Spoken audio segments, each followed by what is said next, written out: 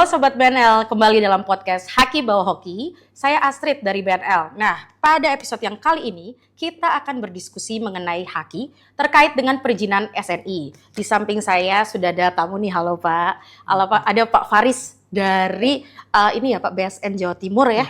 Boleh berkenalan dulu Pak sama Sobat BNL Pak, mari. Ya. Kenalkan saya Faris dari kantor layanan teknis BSN Jawa Timur, Surabaya. Gitu, dari Jawa Timur Surabaya. Jawa Timur, Surabaya. Oke, ini BSN Jawa Timur ini khusus untuk Jawa Timur aja lah ya Pak, semuanya ya. Sebenarnya wilayah kerja kita selain di Jawa Timur ada juga di Bali dan juga di Nusa Tenggara. Oh, mencakup juga daerah timur yang lainnya. Itu masih masuk di Jawa Timur. Masuk wilayah kerja kita. Oke, baik. Oke. Nah, Pak Faris, untuk BSN sendiri itu sebenarnya ada perizinan-perizinan apa aja sih Pak? Mungkin selain SNI nih, ada apa aja kira-kira yang masuk di lingkupnya BSN? Kalau BSN sendiri sebenarnya tidak menerbitkan SNI ya. Oh, oke. Tidak menerbitkan sertifikat SNI, tapi yang membuat standar. Membuat standar, SNI oke. itu BSN. Dari BSN. Betul.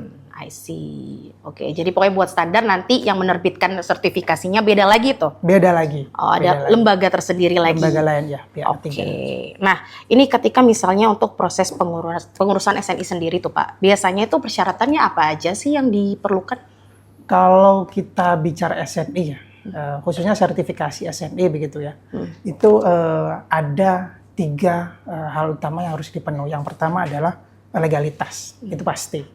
Dari akte perusahaan, kemudian NIB, termasuk juga merek, merek atau lisensi. Selain itu ada juga syarat informasi terkait produk, informasi produk dan juga informasi terkait pemohon. Gitu. Selain itu yang terakhir ada dokumentasi, prosedur, instruksi kerja, formulir, produksi itu juga harus disampaikan di awal. Harus dilengkapi ya. Itu tadi ada salah satunya juga terkait merek ya Pak ya. Betul. Nah, itu kalau misalnya untuk persyaratan mereknya sendiri, apakah wajib sertifikat merek atau apakah merek yang masih dalam permohonan itu bisa sebagai salah satu persyaratan untuk pengurusannya? Iya, kalau di dalam dokumennya sebenarnya diminta melampirkan merek. Tapi pada prakteknya memang ketika itu masih dalam proses itu bisa diterima dalam permohonan sertifikasi SNI. Oke, itu masih bisa ya? Masih bisa. Nantinya kalau misalnya sudah register, perlu diupdate kembali atau bagaimana Pak? Kalau sudah register, udah terdaftar, sudah terbit sertifikat mereknya. Kalau sudah terbit sertifikat, nanti tinggal disusulkan informasinya kepada lembaga sertifikasi selaku penerbit sertifikatnya. I see, oke. Nah, untuk alurnya sendiri nih Pak, mekanismenya, prosesnya itu nanti seperti apa biasanya Pak? Dari pengajuan sampai penerbitan dari lembaga sertifikasi itu tadi ya, khususnya juga kaitan dengan standarisasi yang dibuat dari BSN-nya. Iya. Itu gimana Pak? Kalau bicara sertifikasi SNI, yang pertama yang kita harus lihat adalah ada tidak sertifikasi SNI-nya, ada tidak standarnya. Kalau sudah ada standarnya, kita cek lagi lembaga sertifikasi atau badan yang mengeluarkan sertifikat, baik swasta maupun pemerintah, ini ada atau tidak. Ketika standarnya sudah ada, lembaga sertifikasi sudah ada, maka pelaku usaha sudah bisa mengajukan permohonan SNI. Setelah mengajukan permohonan SNI, baru nanti akan terbit penjadwalan untuk audit. Cek ke lokasi perusahaan atau ke lokasi produksi begitu ya, akan dinilai, kemudian nanti setelah itu akan terbit sertifikat SNI-nya.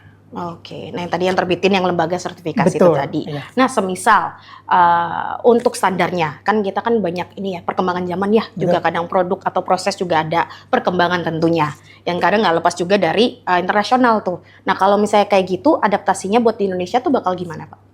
Terkait standar internasional. Jadi kalau BSN membuat SNI itu sumbernya ada 2. Yang pertama standar yang dikembangkan dari produk dalam negeri. Contoh ada SNI tempe, itu kita kembangkan dari dalam negeri. Bisa juga adopsi dari standar internasional karena BSN kan juga sebagai focal point di dalam organisasi standar dunia di ISO, Codex, kemudian di ASTM gitu ya, standar untuk mesin, kelistrikan, itu kita menjadi focal point. Nah, standar-standar internasional inilah nanti yang akan diadopsi menjadi SNI atau standar nasional Indonesia yang di dalam negeri bisa digunakan oleh seluruh stakeholder, khususnya para pelaku usaha. Begitu ya, jadi adaptasi ke sini ya Pak, disesuaikan betul. lagi. Iya. Oke, nah untuk pengurusannya sendiri Pak, itu kira-kira berapa lama prosesnya? Dari pengajuan tuh, sampai proses tadi ada audit dan sebagainya, sampai sertifikasinya gitu, itu berapa lama biasanya prosesnya? Kalau bicara proses, kita start point-nya sudah siap, sudah ready ya. Seluruh legalitas, seluruh persyaratan ya sudah siap. Rata-rata 3-4 bulan. Kenapa 3-4 bulan? Bulan pertama permohonan, itu akan dicek dokumen kelengkapannya. Kemudian setelah lengkap akan dijadwalkan audit. Nah setelah audit, kalau ada temuan, ada ketidaksesuaian, itu pelaku usaha itu diberi waktu biasanya 2-3 bulan, tapi rata-rata 2 bulan. Kalau cash SNI wajib gitu ya, itu bisa 2 bulan untuk tindakan perbaikan. Setelah tindakan perbaikan 2 bulan, baru kalau sudah memenuhi semuanya, ada proses pengambilan keputusan dan terbit sertifikat. Nah, kadang yang lama itu bilangnya SNI lama, persiapan menuju ke sertifikasi, karena harus menyiapkan dokumen, proses dan lain-lain, itu yang cukup memakan waktu. Ya. Oke. Nah itu kalau tadi sempat ini ya dengar ada SNI wajib ya. Ini berarti apa SNI itu ada macam-macam ya Pak jenisnya? Betul. Kalau di BSN ada 2 jenis. SNI itu ada sifatnya sukarela dan wajib. Tapi ketika pada dasarnya SNI itu sifatnya sukarela. Ketika standar nasional Indonesia dibuat oleh BSN, diterbitkan, ditetapkan, sifat awalnya adalah sukarela. Bisa diterapkan atau tidak digunakan juga boleh.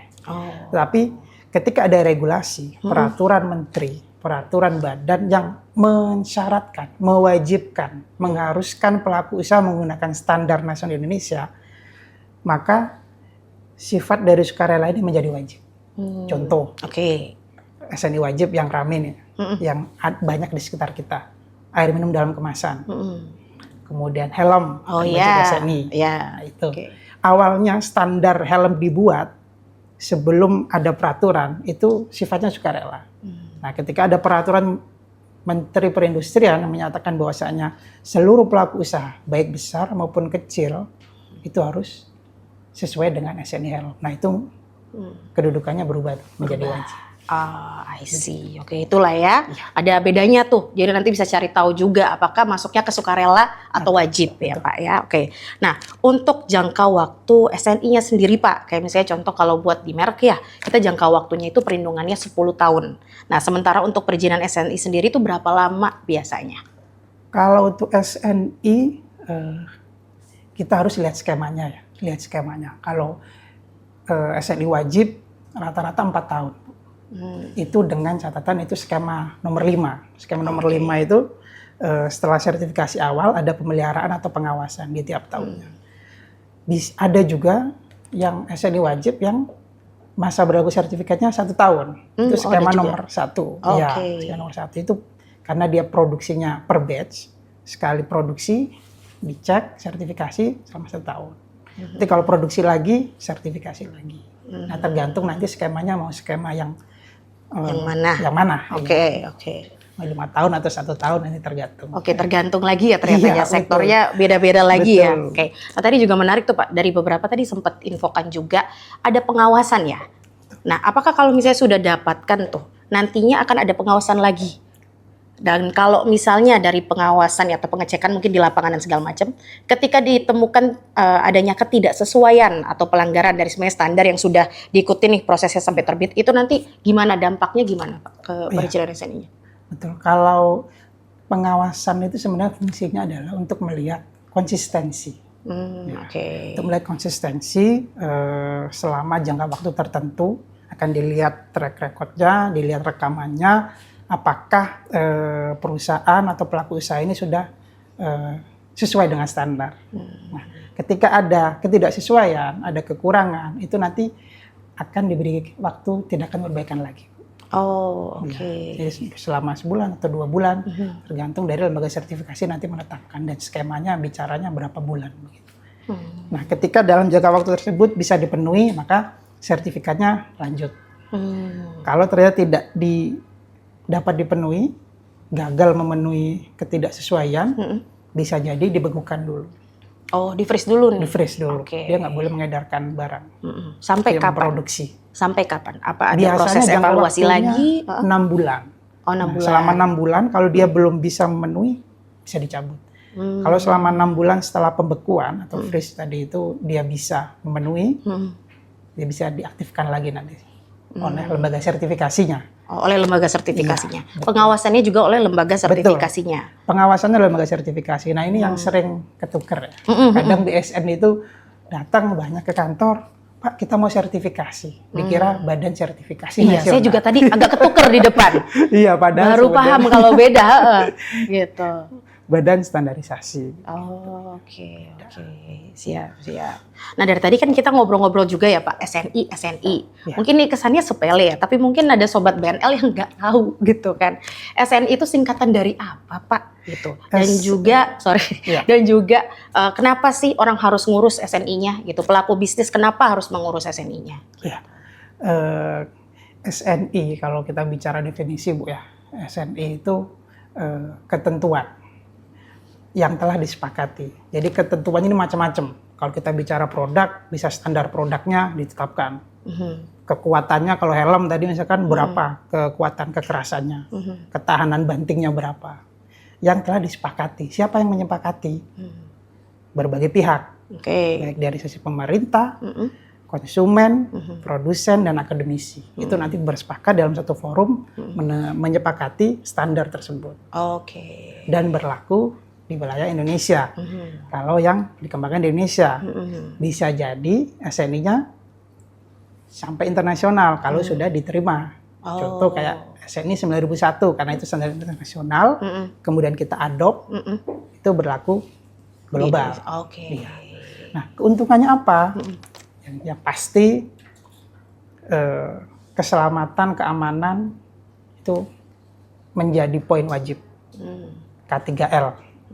Ya, kesehatan, keamanan, keselamatan itu menjadi pertimbangan. Itu pasti diatur di dalam SNI.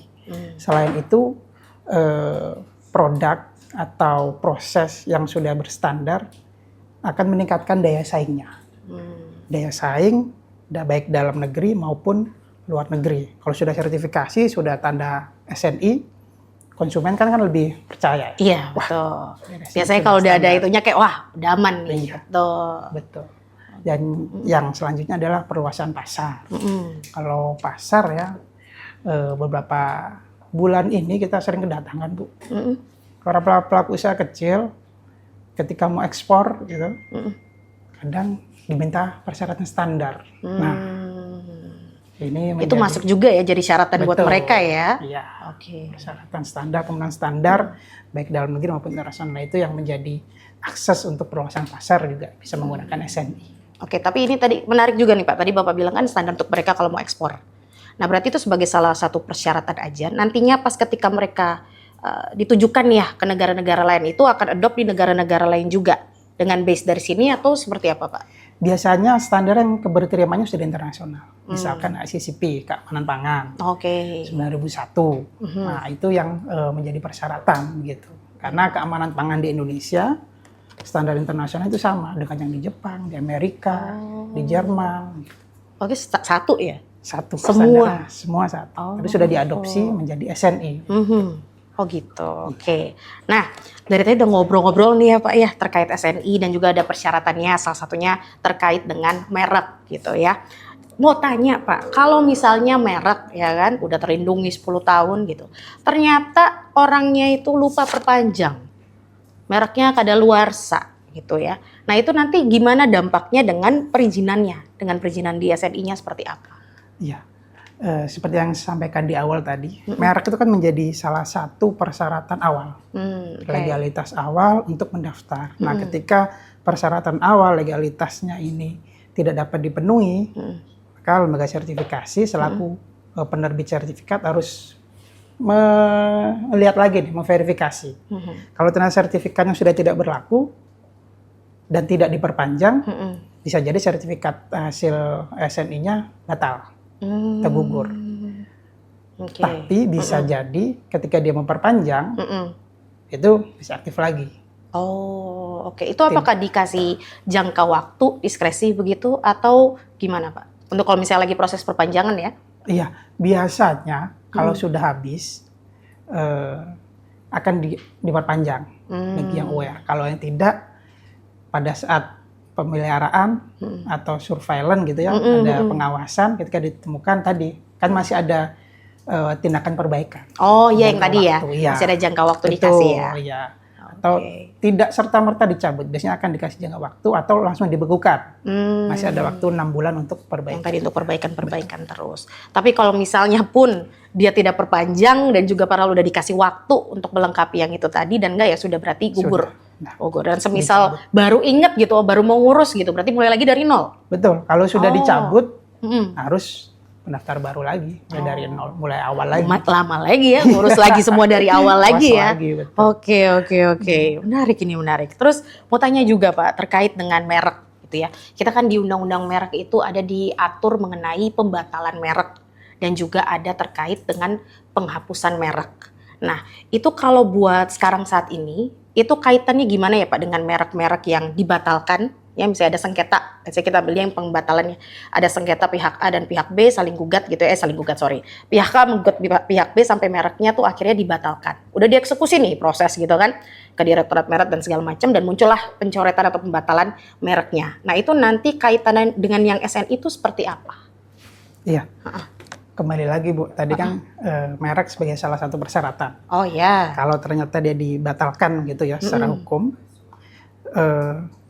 dan pelaku usahanya ini masih ingin mempertahankan produknya, opsinya adalah bisa ganti merek.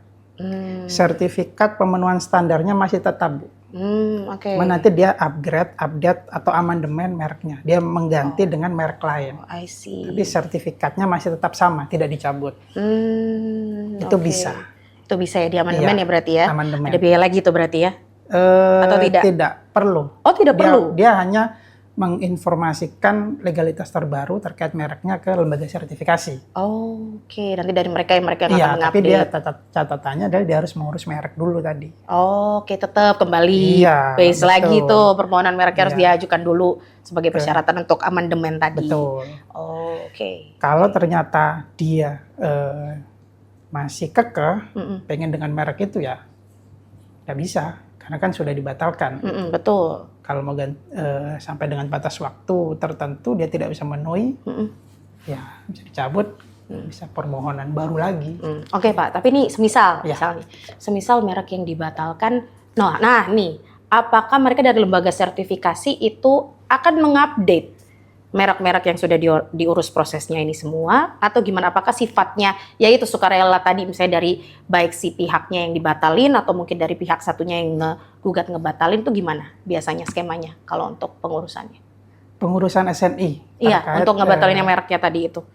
Iya, lembaga sertifikasi kan pasti dan harus memverifikasi betul tidak. Apakah dibatalkan atau tidak? Dasarnya jelas. Ketika itu sudah jelas dasar pembatalannya, maka lembaga sertifikasi akan nagih ke pelaku usahanya. Ini gimana nih kelanjutannya? Karena mereknya sudah dibatalkan, padahal ini menjadi legalitas. Secara prinsip proses produksinya kan akan tetap sama ya, masih sesuai standarnya kan hanya legalitas mereknya terkait saja. Mereknya aja. Kalau ternyata nanti pelaku usahanya komitmen untuk mengupdate gitu ya, mengupdate atau mengamandemen merek yang terbaru, nah ini tinggal dikasih jangka waktu dan merek produk dengan merek tersebut harus dikendalikan, tidak boleh diedarkan. Yang sudah dicabut tadi itu, begitu. Kayak gitu ya. Oke, menarik sih Pak. Jadi bahas soal pembatalan atau penghapusan merek nih Pak. Oke. Terus ini Pak, ini ada isu terkini ya. Memang kan PP-nya tuh baru dikeluarkan baru 2018 ya tentang lisensi kekayaan intelektual. Ini spesifik karena saya bacanya mau bahasnya terkait yang merek sebagai salah satu perizinan SNI. Nah, ini mau bahas mengenai lisensi merek. Nah, gimana misalnya kalau misalnya ada PTA di Indonesia, dia menerima lisensi merek dari perusahaan di Singapura gitu ya. Nah, itu prosesnya bagaimana? Pengurusan atau mekanismenya sendiri itu bagaimana? Seperti apa, Pak?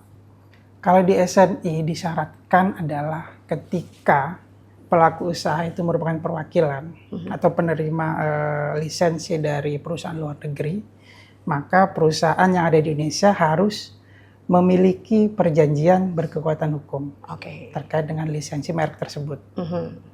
Kalau saya baca regulasinya, selain ada perjanjian, di Kemenhukam kan juga harus mendaftarkan ya, pencatatan lah, harus dicatat di dalam Kemenkumham. Nah, itu kewajiban secara peraturan perundang-undangan itu yang harus ditempuh.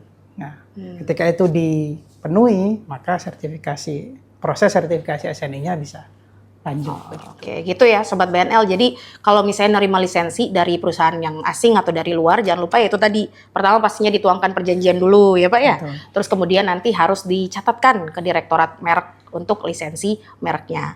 Nanti kalau udah terbit pencatatannya itu yang nanti sebagai dasar pengurusan ya Pak. Betul. Untuk SNI-nya ya. Gitu. Tadi juga sempat ngobrol-ngobrol Pak. Ini kan kalau misalnya lisensinya itu dari pihak asing. Nah, bagaimana kalau lisensi mereknya itu masih dari Indonesia sendiri, tapi beda subjek gitu ya. Misalnya mereknya itu yang punya itu perorangan, tapi kemudian yang menjalankan lisensi mereknya, menjalankan mereknya itu perusahaan. Nah, itu bagaimana juga Pak mekanismenya kalau untuk pengurusan SNI-nya? Iya, kalau di proses sertifikasi SNI tadi dasarnya adalah adanya perjanjian. Baik lagi ke perjanjian ya. Perjanjian secara sah secara hukum antara pemegang lisensi dan pengguna lisensi.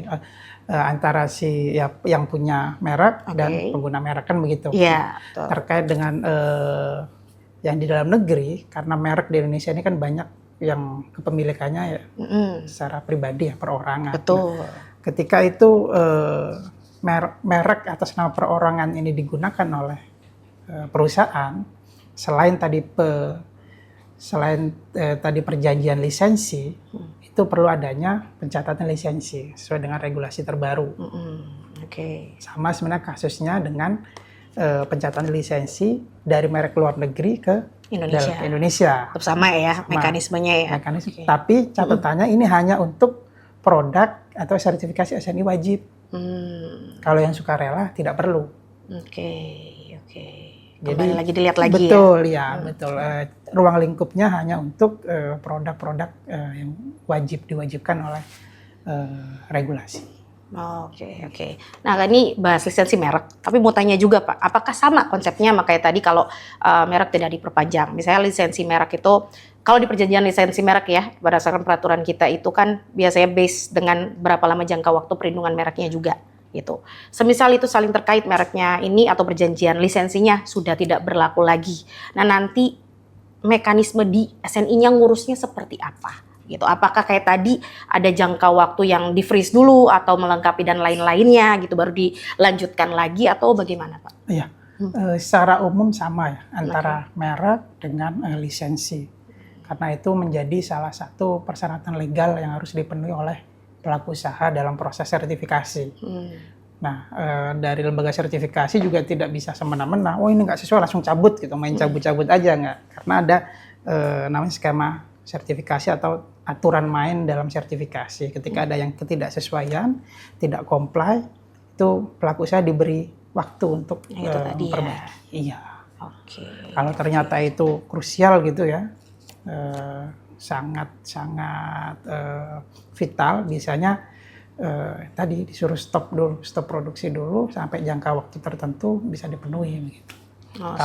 Kalau minor biasanya ya sambil jalan bisa sambil ditunggu sampai berapa lama. Dapat diskresi lagi lah dari lembaga sertifikasi. Betul, lagi ya. Tergantung nanti case-nya seperti apa. Kira-kira seperti itu. Baik. Terus ini Pak, baru-baru ini ya, kan kita kalau mau lihat merek itu kan sekarang akses sudah open ya untuk publik, udah bisa akses ngecek merek dan sebagainya. Nah, pernah tuh Pak lagi scroll terus lihat ada merek SNI. Didaftar di semua kelas nih ya, ada kelas 1 sampai kelas 45 ya, itu SNI itu daftarkan semua. Nah, terkait dengan lisensi merek, itu konsepnya gimana? Apakah merek-merek yang sudah ngurus perizinan SNI-nya nanti perlu membuat lisensi merek lagi dengan SNI-nya itu atau lembaga sertifikasi untuk SNI atau gimana Pak ininya? Baik. Ini menarik juga nih yang SNI sebagai merek. Pada dasarnya pendaftaran SNI sebagai merek itu bukan untuk motifnya bukan finansial, tapi lebih ke pengaturan terkait penggunaan logo SNI. Itu semangatnya adalah itu. Jadi tidak semua orang bisa semena-mena gitu ya, sewenang-wenang menggunakan logo SNI. Dan itu sebenarnya sudah diatur juga di dalam Undang-Undang nomor 20 tahun 2014 terkait standarisasi dan penilaian kesesuaian terkait pengaturan tanda SNI. Oh gitu ya Pak ya, jadi tidak untuk semerta-merta cari cuan disitulah, emang lebih hanya untuk penggunaan logo SNI-nya saja. Gitu. Tapi kalau untuk nanti penggunaan logo SNI-nya saja, itu pengurusannya tetap dengan lembaga sertifikasinya atau ada ranahnya juga BSN nih, atau gimana Pak? Iya, terkait dengan penggunaan logo SNI itu sebenarnya diatur, baik dari BSN, kemudian lembaga sertifikasi dan juga klien atau pelaku usaha. Karena di dalam skema sertifikasi itu ada perjanjian penggunaan lisensi antara pelaku usaha dan lembaga sertifikasi. Setelah mendapatkan sertifikat kesesuaian. Nah, setelah ada perjanjian penggunaan logo antara pelaku usaha dan lembaga sertifikasi, lembaga sertifikasi harus mendaftarkan ke BSN untuk mendapatkan SPPT SNI. Itu ada tuh Pak nanti ininya. Nanti kita tunjukin ya, bisa buat kasih gambaran kayak gimana ya. Boleh. Gitu, menarik ya Pak ya, saling ya berarti memang. Jadi kalau udah dapet yang itu tadi, diinin ke lembaga sertifikasinya dulu, baru bisa diteruskan lagi ke BSN-nya buat dapet yang itu tadi. Betul. Nanti pelaku usahanya tinggal nerima SPPT SNI dari BSN yang akan diberikan oleh lembaga sertifikasi. Base-nya tadi adalah dasarnya adalah tadi perjanjian penggunaan lisensi. Dari yang SNI itu tadi. Menarik. Lumayan terjawab juga. Buat yang merek-merek SNI didaftarkan ya, ternyata outputnya lapangannya seperti itu ya Pak. Betul. Prakteknya. Oke. Baik. Nah itu kira-kira Sobat BNL diskusi kita hari ini ya mengenai haki dan perizinan SNI. Nah mungkin dari Pak Faris ada yang mau disampaikan ke Sobat BNL, silahkan Pak. Iya. Bagi para pelaku usaha, SNI bukanlah menjadi sesuatu yang susah atau sulit, karena saat ini kan banyak teman-teman pelaku usaha yang menyatakan SNI itu sulit. Sebenarnya tidak. Sebenarnya ketika penerapan standar penggunaan SNI di tempat Bapak Ibu pelaku usaha itu akan menumbuhkan keuntungan, menumbuhkan budaya disiplin bagi para pelaku usaha, karyawan, dan juga meningkatkan kesadaran konsumen. Jadi Bapak Ibu sekalian, para pelaku usaha harus menggunakan SNI. Dan jangan lupa dalam proses pengurusan SNI, merek menjadi penting karena menjadi salah satu syarat untuk mendaftar.